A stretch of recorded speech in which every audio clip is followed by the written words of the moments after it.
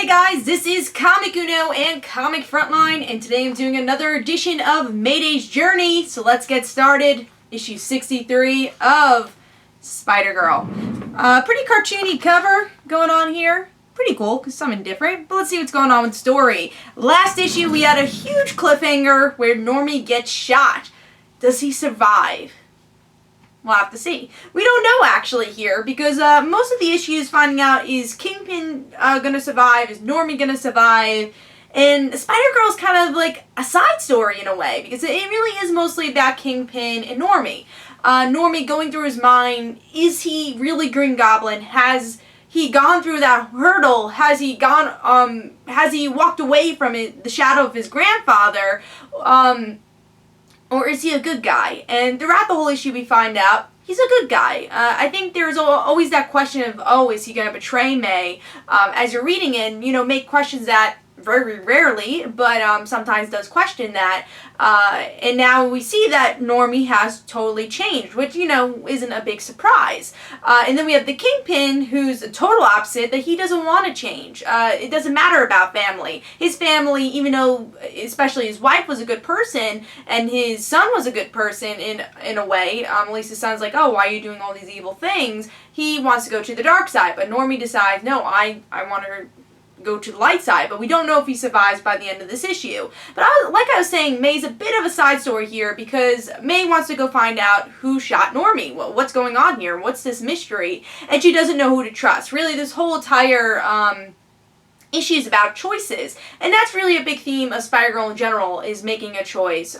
Who's the right person, who's the wrong person, and here Spider-Girl has to decide, do I trust Kane or do I trust Mr. Nobody? And she decides to trust Kane, even though Kane's not telling her the whole truth, really to protect her, but she doesn't know that, and he disappears. So, in the end, she seems like she's screwed up, but probably not, because Kane is someone to trust, but she doesn't really know if she should, because she doesn't know so much about Kane, and she learns more about him as the series goes on, but still doesn't know that he's the mishap clone of Peter, which I always wanted her to find out more about the clone stuff, but they just started digging into it when the series did end, so maybe another Spider-Girl series will dig into it more. I know if I was writing Spider-Girl, I definitely would be digging into that subject. But overall, this is very much a Normie issue, and I really like that, because I think Normie is a really unique part of this comic. Normie being that villain and May having the power to convert him and redeem him.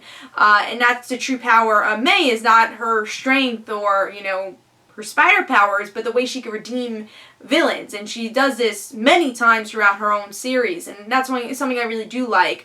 And I don't think we'll see in Spider-Verse, but who knows. But yeah, so overall, a really cool Normie issue, which I think we rarely see, because mostly every issue does spotlight on Spider-Girl, but you do get enough of Spider-Girl here that it's not like she has one page, she just is a little bit more of a side story. I gotta say, my favorite scene also with Mary Jane telling May, you go off, find out who shot Normie. I don't want you to lie to me, and I do trust you to do this. Even though she's really scared for her to risk her life, she still trusts May and knows that May has to do it. So that's also one of my favorite scenes. I love the family relationship stuff.